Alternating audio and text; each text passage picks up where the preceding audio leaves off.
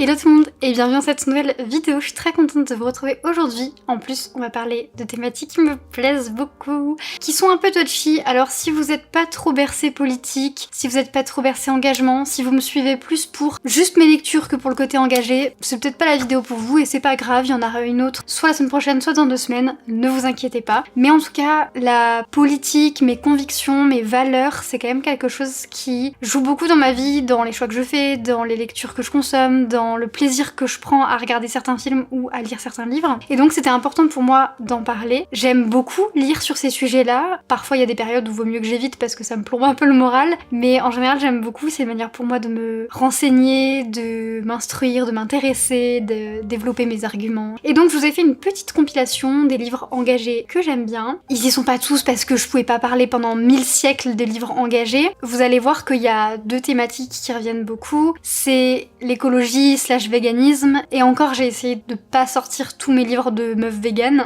du coup c'est plus écologie, cause animale, mais j'ai des livres qui parlent vraiment de véganisme à fond, je les ai pas sortis, et le féminisme. Je suis aussi très intéressée par les livres sur le handicap, sur les problématiques LGBTQIA+, et les discriminations, les LGBT-phobies, sur les questions de transidentité et sur les questions liées aux personnes racisées, mais les thématiques que je viens de citer, je les maîtrise beaucoup moins. Et du coup, pour l'instant, je suis encore en train de me renseigner, mais j'ai lu beaucoup moins de choses sur ces thématiques-là, donc vous allez voir que c'est principalement les 2 premières dont j'ai parlé. Cela dit, je serais très curieuse de lire beaucoup plus de choses sur, déjà toutes les thématiques, mais notamment celles que j'ai citées ensuite, parce que j'ai envie d'être la meilleure alliée possible. En fait, moi, il n'y a pas juste les causes là qui m'intéressent, ou les causes qui me touchent de près ou de loin. N'hésitez pas d'ores et déjà à mettre un petit j'aime si jamais vous aimez le contenu de la chaîne. On peut ne pas être d'accord sur nos convictions politiques, on peut ne pas être d'accord sur notre manière de les exprimer, sur notre manière de vouloir combattre pour un monde meilleur. Rien que l'usage du mot combattre, il en dit assez long sur la manière dont moi je perçois les choses. On peut ne pas être d'accord sur tous les sujets alors qu'on est d'accord sur une majorité de sujets. C'est pas grave, on peut s'exprimer gentiment dans les commentaires. Ce genre de vidéo, ça me fait toujours un peu peur parce que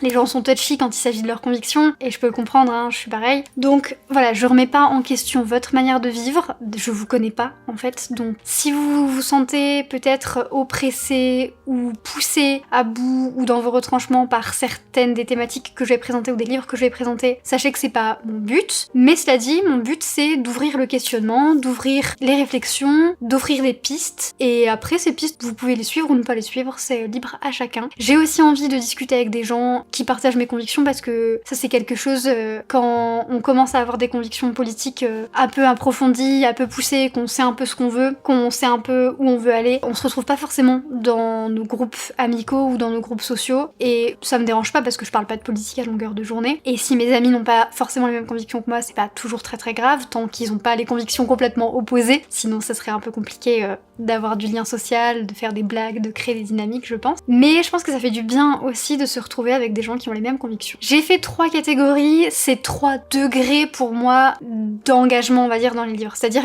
la première catégorie de livres que je vais vous présenter, c'est des livres qui sont un petit peu plus neutres, qui offrent un petit peu les bases de réflexion, les premières pistes, et la dernière catégorie c'est vraiment hardcore, on est à fond. Je vous présente Her Story qui est super bien, c'est une encyclopédie de vocabulaire engagé, féministe mais aussi queer, notamment de ce que je me souviens. Je l'ai lu il y a un moment maintenant, j'étais dans mon ancien appart donc c'est dire. Et déjà je trouve qu'il est très interactif le livre, il y a plein d'illustrations qui sont super chouettes. Il y a plein de mises en page qui sont très chouettes, et c'est un livre qui va aborder plein de mots qui ont trait à la cause et qui les expliquent. Et c'est super bien quand on démarre. Moi par exemple, quand j'ai démarré, j'étais très contente d'être tombée sur cette petite encyclopédie. On a par exemple un article sur l'écoféminisme, on a un article sur l'avortement, on a un article sur la non-mixité, on a un article sur la culture du viol, etc.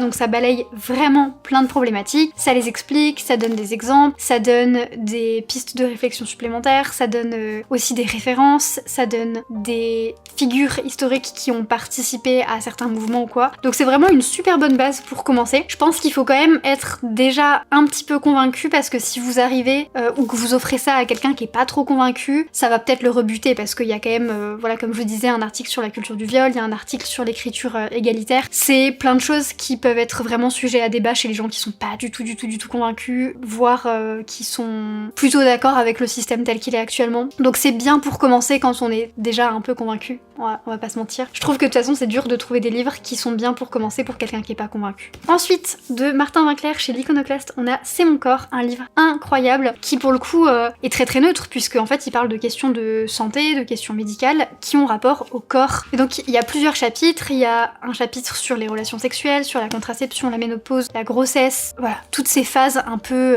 pas forcément obligatoires mais qui suscitent des rendez-vous médicaux et des interrogations médicales lorsqu'on est pourvu d'un vagin. Et c'était un livre que j'ai trouvé super intéressant parce qu'il décortique ces questions, il démonte certains clichés, il normalise certains trucs, il fait tomber des tabous et surtout il fait un peu tomber ce truc de cette idée reçue comme quoi les médecins ils ont la science infuse, comme quoi les médecins ils ont forcément raison, comme quoi il faut toujours dire oui, comme quoi on n'a pas vraiment le droit de dire non par exemple. Donc c'était super chouette parce que je trouve que c'est plein d'outils pour s'armer contre ensuite le milieu médical qui peut être parfois bienveillant, qui peut être super mais qui peut aussi parfois être plein de préjugés, plein d'autosuffisance, plein de certitudes infondées parfois. On peut trouver des professionnels de santé qui sont hyper safe, qui sont trop bien, qui sont à l'écoute, mais on peut aussi tomber sur des personnes moins safe. Et je trouve que ça donne vraiment des clés et des outils pour s'armer contre ça. Même pour soi, pour savoir comment son corps fonctionne ou comment le corps de sa sœur, son frère, sa compagne, son compagnon fonctionne. Voilà, c'est hyper intéressant je trouve d'avoir ces clés-là.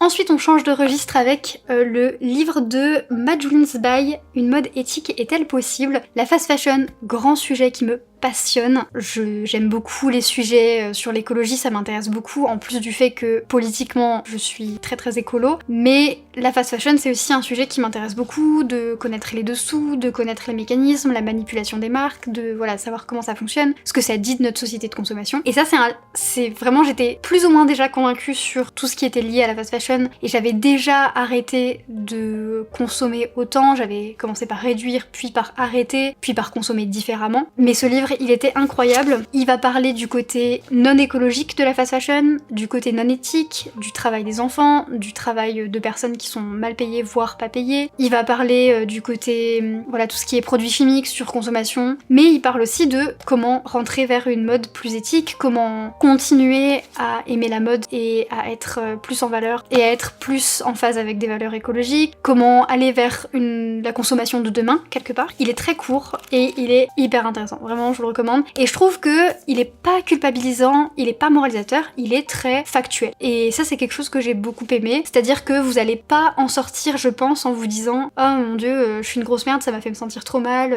Oui, j'achète des fringues si je veux, c'est bon quoi, y a pas à me faire la morale, personne n'est parfait. » Genre, l'autrice, elle dit pas qu'elle est parfaite. Elle dit pas qu'il faut faire ça, qu'il faut faire ça. Elle énonce des faits, elle donne des solutions, elle montre des stratégies alternatives, et c'est super chouette. On enchaîne vers la deuxième catégorie, c'est les livres qui commencent à être un peu plus sensibles sur soit des sujets plus sensibles, soit des manières de les aborder plus sensibles. Et on commence avec la queen Titu Lecoq, ici chez l'Iconoclaste, avec Le couple et l'argent et Les grandes oubliées. Les grandes oubliées, pourquoi l'histoire a effacé les femmes? Elle va tracer tout un chemin historique en commençant par le paléolithique et en allant jusqu'à nos jours, et en redonnant la place aux femmes et en comprenant, surtout c'est ça qui est important, c'est pas juste elle redonne la place aux femmes, c'est qu'elle comprend les mécanismes derrière le fait d'avoir effacé les femmes de l'histoire. Pourquoi à certains moments on les a effacées, comment on les a effacées, qu'est-ce que ça implique et qu'est-ce que ça apporte à ceux qui l'ont. C'est super intéressant parce que ça démonte plein de clichés, par exemple la femme dans le préhistorique qui est dans la grotte à attendre et à s'occuper des gosses, ça démonte. Les femmes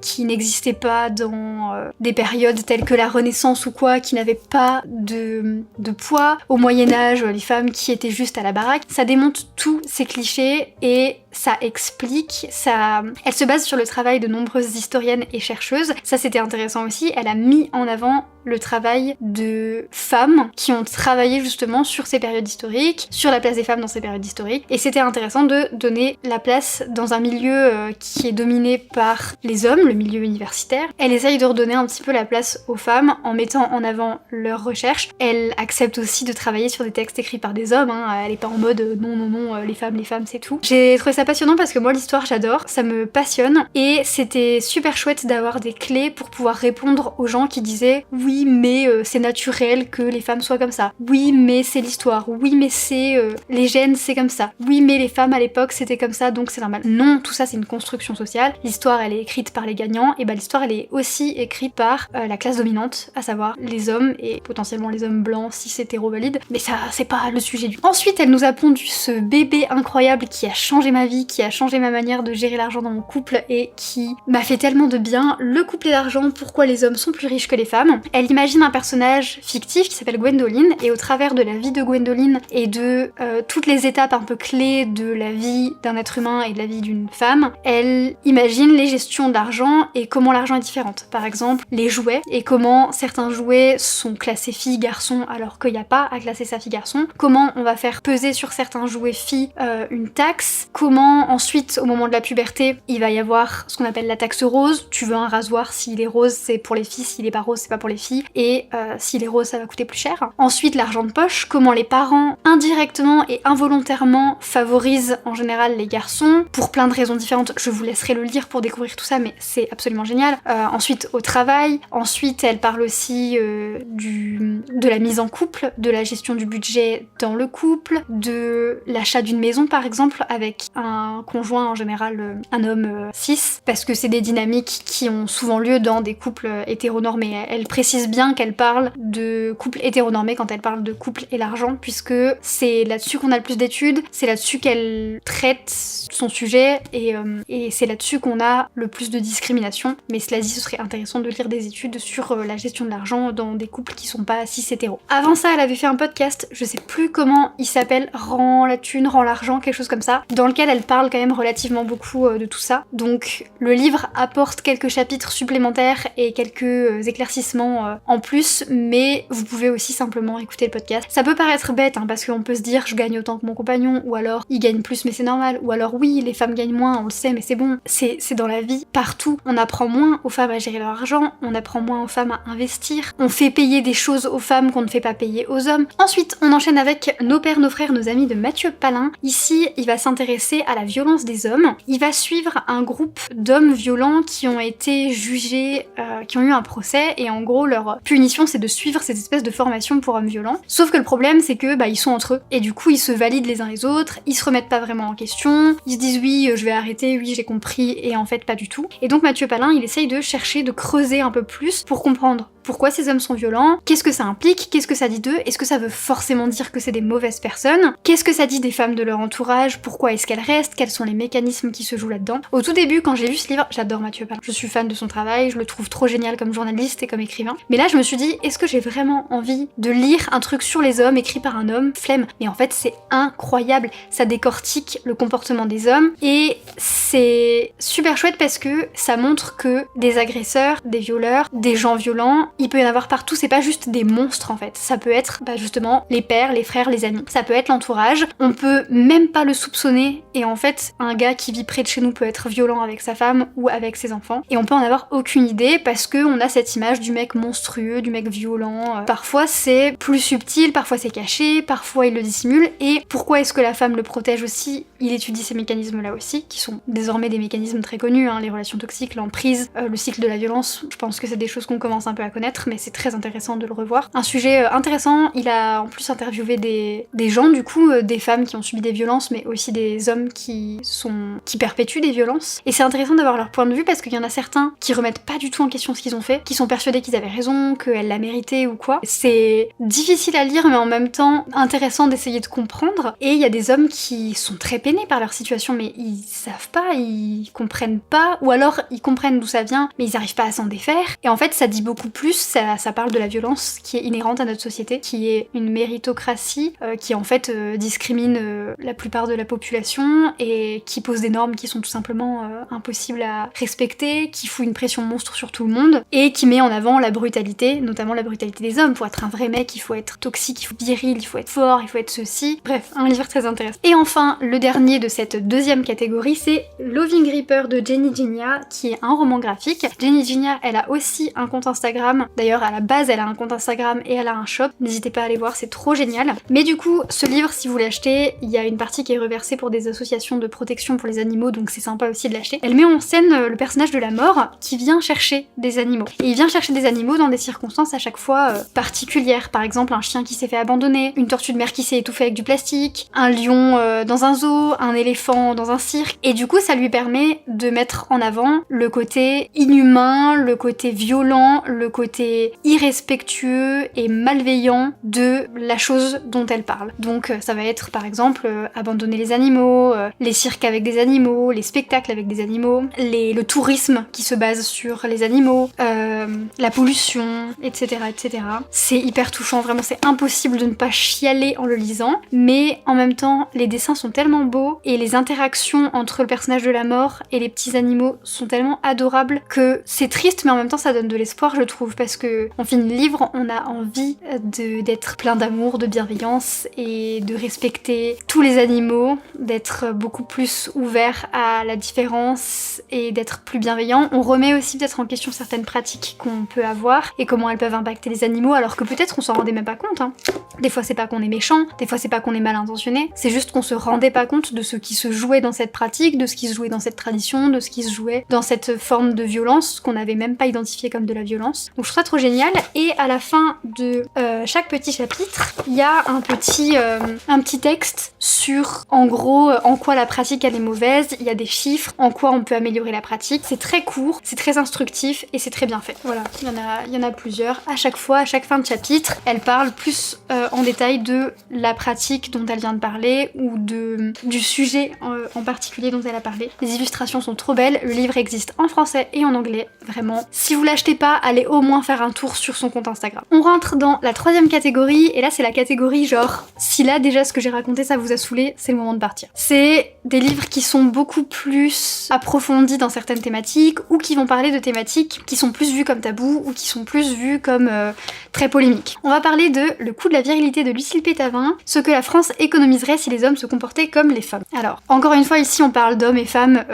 on exclut un petit peu la communauté trans malheureusement, mais parce qu'en fait on parle de comportements qui sont stéréotypés, de comportements qui sont présupposés et attendus des femmes et des hommes, et on parle d'un certain type de masculinité et d'un certain type de féminité, mais je suis quasi sûre que l'autrice elle le dit au début ou alors qu'elle le dit à un moment donné, et ça parle du coup de la virilité, c'est parce que, alors c'est un livre que j'ai aimé mais que j'ai trouvé un peu lourd par moment, je pense qu'il aurait pu tenir dans plus court, il aurait pu par exemple tenir dans un article de presse ou quoi. Il est très intéressant mais il y a des passages qui sont un peu redondants ou quoi. Mais ça va parler du fait que la plupart des accidents très graves, la plupart des choses qui coûtent très cher à l'État en termes de pompiers, d'infrastructures, de secours, de police, de choses comme ça, c'est fait par des hommes. Et donc elle fait un calcul économique approximatif mais qu'elle essaye de faire le plus précis possible de combien tout ça coûte, en excluant ce qui est du fait de population féminine, pour avoir vraiment un prix le plus exact possible, hein, une somme la plus exacte possible. Et ensuite elle essaye de comprendre pourquoi. Et c'est parce que on éduque les hommes dans une ferveur de la violence, de la domination, tu dois être fort, tu dois être comme ceci, tu dois être viril, tu dois si nanana, donc avec une pression aussi qui pèse sur les hommes. Et vraiment elle en parle super bien, n'hésitez pas à le lire, ça c'est trop bien. Si jamais vous avez pas envie de le lire en entier, il y a eu un épisode de podcast dessus, le podcast Mansplaining, où justement il parle de ce livre, c'est ça qui m'a donné envie de le lire, hein, ce bouquin. Il discute avec l'autrice et c'est peut-être une manière de rentrer dans le livre qui est un peu plus facile plutôt que de se taper le livre, qui est peut-être pas forcément le livre le plus digeste possible parce qu'il y a beaucoup de chiffres, il y a beaucoup de comparatifs, de statistiques, etc. Mais j'ai trouvé que c'était intéressant dans ce qu'elle expose, la conclusion est très intéressante. Et c'est un titre qui peut faire un peu peur. Je pense que les gens qui sont pas du tout convaincus, ils peuvent prendre peur au vu du titre, titre, mais je trouve que c'est aussi un titre qui est frappant, et la thèse est super intéressante. D'ailleurs, j'ai un livre qui m'y fait un peu penser, mais j'ai pas choisi d'en parler, c'est Ce que le couple hétéro coûte aux femmes, c'est plus le nom de l'autrice. Pareil, j'en avais entendu parler dans le même podcast, Mansplaining, que je vous recommande à 300%, qui est trop bien. Et là, ça parlait plus du poids des injonctions à la féminité et à l'hétéronormativité, et même à l'hétérosexisme en soi, qui pèsent sur les femmes, et à quel point ça coûte plus cher aux hommes. C'est un livre qui peut aussi rejoindre le couple et l'argent, et qui, je trouve, rejoint aussi celui-ci. Mais j'ai trouvé que la moitié du livre, elle me parlait pas trop. Mais le livre est quand même super intéressant. J'en attendais juste peut-être un peu quelque chose de différent, mais la thèse, pareil, super intéressant. Ensuite, j'ai choisi un livre de la dessinatrice Emma, Un autre regard sur le climat, puisque celui-ci, il parle de réchauffement climatique. Il est très ludique, vivant, coloré et drôle. Elle a beaucoup d'humour, Emma. Et surtout, je trouve ça chouette parce que on peut se dire, oui, bon, c'est rien, c'est tranquille. En soi, elle dit des choses assez basiques dedans, et dans ses futurs livres aussi que j'ai pas forcément évoqués, mais qui auraient pu être évoqués aussi, elle parle beaucoup de féminisme notamment. Mais je trouve que là où c'est plus radical, c'est dans ses convictions personnelles et dans sa pensée, et pas tant dans la manière qu'elle a de les partager dans la littérature. C'est une dessinatrice que j'aime beaucoup, et que j'aime suivre sur les réseaux, parce qu'elle a des convictions qui sont assez similaires aux miennes, donc ça fait du bien, c'est un peu un vent de fraîcheur pour moi. Je trouve qu'elle en parle avec beaucoup d'humour, et avec beaucoup de pédagogie, donc c'est en même temps un livre dans lequel je pense c'est intéressant de rentrer quand on n'y connaît pas non plus trop de choses, parce que ça donne une vision qui est globale en très peu de pages, avec humour, avec des dessins, sans être forcément dans le jugement ou quoi, mais en même temps je pense qu'elle a des convictions qui sont peut-être plus extrêmes que d'autres personnes, et donc ça peut peut-être bousculer un peu, ça peut peut-être pousser un peu dans ses retranchements certaines personnes, donc c'est pour ça que je l'ai mis dans cette catégorie là. Ensuite, on a À main nue de Amandine Day, dont je vous avais déjà parlé sur ma vidéo avec Florence and the Machine. Il avait été promu par l'éditeur comme le nouveau King Kong Theory, dont je n'ai pas parlé d'ailleurs parce que bon bah c'est un classique King Kong Theory de la littérature féministe. Je l'ai personnellement beaucoup aimé, j'aime beaucoup la vibes, c'est brutal, c'est poignant, c'est rageant, rageur, ça me plaît beaucoup, c'est le genre de féminisme que j'aime, mais je me suis dit que j'avais envie de vous parler de choses dont on parle peut-être un peu moins quand on parle de livres engagés et de livres féministes. Mais celui-ci il est très intéressant puisque l'autrice elle nous parle de comment elle essaye de faire coïncider son féminisme et les expériences qu'elle a vécues avec aujourd'hui son rôle de maman et l'éducation qu'elle veut pour son enfant. Il y a des chapitres qui vont alterner où elle nous raconte ses propres expériences dans une société patriarcale avec ce que ça suppose de difficultés, d'agressions et de problèmes, et son rôle de mère. Il était bien écrit et il était très rapide. Ensuite, on a deux livres rouges et pétants qui parlent de travail du sexe. On va commencer avec celui-ci parce que c'est le premier que j'ai lu. En fait, j'ai adoré La Maison de Emma Baker et ça m'a donné une nouvelle perspective sur la prostitution, sur le droit des personnes qui se prostituent et sur ce que ça implique pour les luttes féministes. Pour moi, tant que c'est consentant, c'est eux qui décident. Maintenant, attention, full disclaimer, quand la prostitution elle est faite de manière contrainte, forcée, non consentante, esclavagée, quoi que ce soit, dans des mauvaises conditions, bien sûr que c'est pas bien. Je suis pas en train de dire que la prostitution c'est ok tout le temps. Non, non, non. Par contre, les femmes qui décident de faire du travail du sexe parce qu'elles le font de manière consentante et qu'elles veulent se battre pour leurs droits parce que c'est normal pour tout travail d'avoir le droit de se syndiquer, d'avoir le droit au chômage, d'avoir le droit à des arrêts maladie, d'avoir le droit de se regrouper entre collègues, alors là c'est totalement ok. Et donc Bagarre érotique, c'est écrit par Clou, c'est un roman graphique où elle raconte son expérience en tant que prostituée. C'est super drôle, c'est thématique, il y a aussi des petits poèmes qui sont trop cool. Par contre, je l'ai mis dans la dernière catégorie, déjà parce que tout ce qui traite de la prostitution, du travail du sexe, c'est des sujets qui sont hyper tabous. Vous allez avoir tout de suite les gens qui sont en mode non, faut abolir, non, faut faire ceci. Tout le monde a son avis, alors que souvent les gens qui donnent leur avis le plus fort, c'est pas ceux qui sont concernés. Et moi, plus je lis des choses, plus j'apprends des choses, plus la réponse, mais numéro 1, c'est laisser la parole aux gens concernés. Mais que ce soit pour le travail du sexe ou pour n'importe quel autre sujet important, c'est les gens concernés qu'on devrait écouter en premier, et c'est les gens concernés qui devraient aider à construire le futur de demain pour les problématiques qui les concernent. Et du coup, il y avait une conférence au Livre à Metz sur la jouissance des femmes, et ce livre faisait partie de la sélection. Et donc j'ai découvert l'autrice et j'ai découvert cet ouvrage en même temps, et je commençais à m'intéresser à à la prostitution dans le cadre de questionnements féministes, justement parce que j'avais lu La Maison d'Emma Baker et que ça m'avait fait pas mal cogiter, et ce livre était incroyable. Maintenant, je l'ai mis dans la dernière catégorie pour les raisons que je viens de citer, mais aussi parce que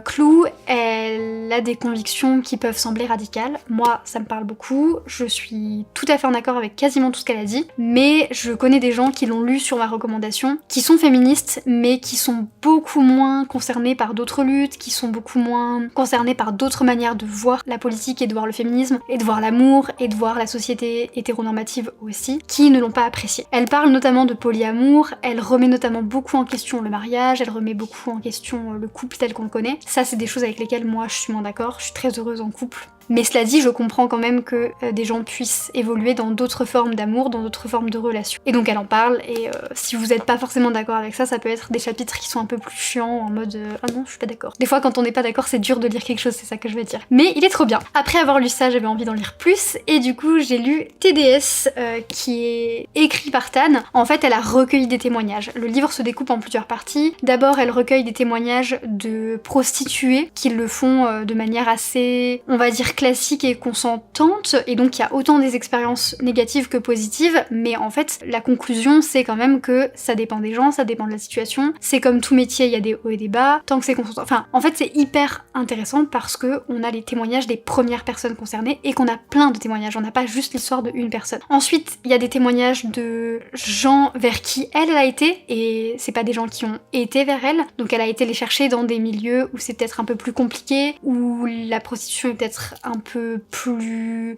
touchy, etc., etc. Donc c'est hyper intéressant aussi d'avoir ces témoignages-là. Et ensuite, il y a une troisième partie où on a le témoignage de gens qui ont fait appel à des travailleurs du sexe. Et donc on se demande pourquoi ils font appel à ces gens-là, comment ça se passe, quel point de vue ils ont sur le travail du sexe, comment eux ils se positionnent, comment eux ils se voient eux-mêmes. Très intéressant aussi. Et après, on a un chapitre qui est plus tourné sur des infos vraiment très factuelles, sur les lois qui entourent le travail du sexe, sur l'histoire du travail du sexe. C'est génial, super intéressant, c'est assez dense, c'est aussi pour ça qu'il est dans la dernière catégorie, mais je pense qu'il y a des choses vraiment super intéressantes à piocher dedans, et ça regroupe plein de choses, et je pense que tout le monde peut y trouver son compte parce qu'il y a plein d'avis différents et de témoignages différents, recueillis par une personne qui est concernée, et c'est des avis de gens qui sont concernés, donc c'est vraiment super intéressant. On va clore avec un livre qui est quand même un peu plus doux pour cette dernière catégorie, mais que j'ai quand même mis dans la dernière catégorie parce que je trouve que quand il s'agit de la question animale, les gens sont tout de suite hyper touchy, et il y a plein de gens qui ont plein d'avis, et tout le monde n'est pas forcément d'accord, moi la première. Du coup, je vais rien dire, je vais laisser le livre parler pour lui-même. C'est l'un des premiers livres que j'ai lu sur la cause animale, c'était il y a des années, et c'était trop bien. C'est écrit par Alain Bougrain-Dubourg, Lettres des animaux à ceux qui les prennent pour des bêtes. C'est un livre qui paye pas trop de mine, qui est vraiment tout petit, qui se lit vite. On va avoir par exemple Lettres du lapin à l'éleveur, et donc c'est l'animal qui exprime sa souffrance, qui exprime en quoi la situation elle est pas juste, en quoi elle pourrait être mieux. Du coup c'est très touchant, et ça force un espèce d'exercice d'empathie où on est mis dans la peau de l'animal. On a cet animal qui nous écrit la lettre, qui l'écrit, et en fait c'est pas nous qui vise. C'est aussi un peu déculpabilisant aussi parce que ça prend du recul. On dit pas voilà, vous jetez du plastique, vous consommez du lapin, vous participez à tel truc, on dit lettre de la tortue aux jeteurs de plastique. Si vous avez déjà un jour jeté du plastique, bah vous pouvez vous sentir visé, et si vous jetez pas de plastique, vous pouvez vous sentir tranquille. Il pose pas la faute sur les gens, il dit pas lettre du lapin à celui qui mange du lapin, il dit lettre du lapin à l'éleveur. Donc ça fait prendre une distance qui donne des pistes aux consommateurs pour consommer différemment, pour consommer de manière plus respectueuse, et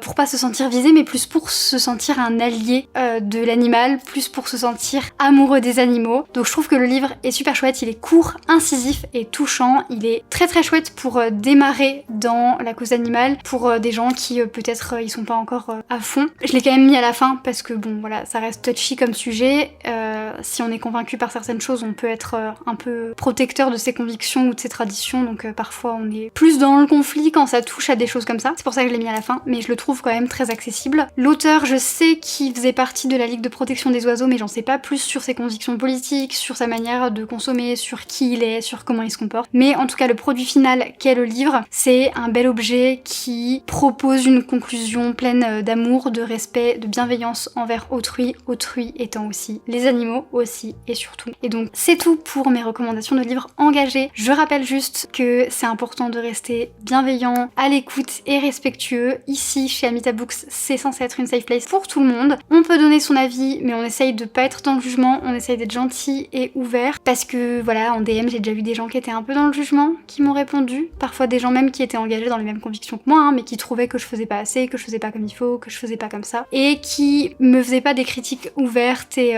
bienveillantes, mais qui étaient juste dans le jugement, et qui ensuite quand je répondais ne répondaient plus. Ça, on évite. Si vous n'avez pas les mêmes convictions que moi, c'est ok aussi. On peut parler sans avoir forcément les mêmes convictions, on peut partager sur les livres sans avoir les mêmes convictions, on peut être abonnés les uns aux autres sans avoir les mêmes convictions, mais juste à savoir que moi, j'aime bien de temps en temps parler de politique, parce que c'est une manière pour moi de gérer mon éco-anxiété et mon anxiété liée au contexte politique et social. C'est une manière comme une autre de savoir que je suis pas seule, de savoir qu'il y a des livres qui existent sur le sujet, de savoir qu'il y a des gens qui ont les mêmes convictions que moi, c'est quelque chose qui m'aide beaucoup. Si jamais vous avez des recommandations à faire, que ce soit des podcasts, des livres ou des choses comme ça, n'hésitez pas, je suis très intéressée. Et sachez qu'avant tout, je n'ai pas envie de faire la morale, il y a pas... Mon mode de vie n'est pas le mode de vie ultime et parfait, c'est juste que j'ai envie de parler de politique parce que ça m'intéresse, j'ai envie de parler de mes convictions parce qu'elles me tiennent à cœur, j'ai envie de parler de ces livres parce que j'ai envie de distiller des pistes de réflexion, d'offrir des champs de possibles, d'offrir des questionnements peut-être, des débuts de réflexion, et après vous en faites ce que vous voulez. Sur ce, je vous souhaite de bonnes lectures, engagées ou pas, et je vous dis à très bientôt pour une prochaine vidéo.